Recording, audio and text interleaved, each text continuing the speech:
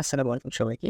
আমরা অনেকেই XLookup, VLOOKUP এর নাম শুনেছি এবং সেইটা দিয়ে আমরা কাজও করেছি। আমরা XLookup এর নামও শুনেছি, তবে XLookup টা একটু নতুন এবং সেটা Microsoft Office এ 365 এ কাজ। আমরা এখানে একটা ডেটা সেট রেখেছি।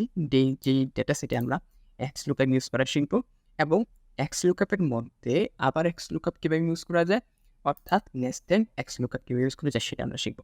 আমরা এই ডেটা সেটে আমরা কি বলতে চাচ্ছি? এই আইটেমের করেসপন্ডিং আমরা প্রাইস চাচ্ছি। প্রাইস কোথায় আছে? এইখানে আছে। আমরা এটা নিয়ে আসবো কিভাবে? XLookup এর মাধ্যমে কল করে নিয়ে আসবো। আমরা XLookup লিখলাম। তারপর আমাদের লুকআপ বিল হচ্ছে এটা। এটা যদি লুকআপ বিল হয়, লুকআপ এরে হচ্ছে আমাদের এইটা। লুকআপ একে আমরা লক করে দিলাম। আমরা এখন নিয়ে আসবো রিটার্ন এরে। এটা আমাদের রিটার্ন এরে। এটাকে আমরা লক করে দিব। লক করে জাস্ট রাইটার ক্লিক করলে আমাদের সবগুলো প্রাইস এখানে চলে আসছে। এখন আমরা বলছি ডিসকাউন্ট দেওয়ার জন্য। ডিসকাউন্ট কীভাবে দেবো? এটা হচ্ছে আমাদের কোয়ান্টিটি এবং এটা হচ্ছে আমাদের কোয়ান্টিটির রেঞ্জ। যে আমরা যদি একটা প্রোডাক্ট কিনি তাহলে আমাদের কোনো ডিসকাউন্ট দিবে না, ফুল প্রাইস করতে হবে। আমরা যদি 5টা প্রোডাক্ট কিনি তাহলে আমাদের এই প্রোডাক্টের করেসপন্ডিং আমাদের 15% ডিসকাউন্ট দিবে, অর্থাৎ 85% আমাদের পে করতে হবে। আমরা কত পে করতে হবে সেটা নিয়ে আসলে আমরা কস্টটা বের করতে পারবো। সেটার জন্য আমরা কী করবো? আমরা ইউজ করবো XLookup। আমরা লুকআপ ভ্যালু কী খুঁজছি? আমরা আইটেমটা খুঁজছি। আইটেম কোথায় খুঁজবো? আইটেম খুঁজবো এখানে। এটাকে আমরা লক করে দিচ্ছি।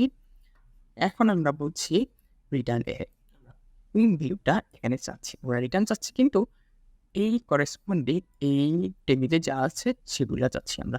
সো আমরা এখানে আবার আরেকটা XLookup ইউজ করবো। XLookup ইউজ করলাম। এখন লুকআপ ভ্যালু কোন ভ্যালুটা চাচ্ছি? আমরা চাচ্ছি কোয়ান্টিটির এই ভ্যালুটা। কোয়ান্টিটি ভ্যালুটা আমরা কোথায় খুঁজবো? লুকআপ এরও কোথায় খুঁজবো? আমরা এখানে খুঁজবো। এটা লক করে রাখবো। কমনলি আমরা কি চাচ্ছি এখন? রিটার্ন এর। আমরা চাচ্ছি রিটার্ন হবে এইখান থেকে। এইখান থেকে রিটার্ন চাচ্ছি। এটাকে লক করে রাখবো 40 করে। আমরা কমন দিব। ইফ নট ফাউন্ড, যদি আমরা কিছু না পাই এখানে খুঁজে, তাহলে এটা ফাঁকা রাখবো। তারপর আমরা কি বলছি? Accept match or next smaller item. আমরা এটা সিলেক্ট করে দিব। আমরা এর মধ্যে দুইটা ফার্স্ট ব্র্যাকেট আছে। আমরা দুইটা ফার্স্ট ব্র্যাকেট শেষ করবো। এন্টার ক্লিক করবো। তাহলে আমাদের পুরো ডিসকাউন্টটা চলে আসবে, যে আসলে কোনটার জন্য আমাদের কত পে করতে। এখন আমরা কস্ট ক্যালকুলেট করি। কস্ট কীভাবে ক্যালকুলেট করবো? প্রোডাক্টের price into quantity into discount. Enter click করার সাথে সাথে আমাদের প্রাইসটা চলে আসবে। এই ছিল আমাদের টোটাল কস্ট।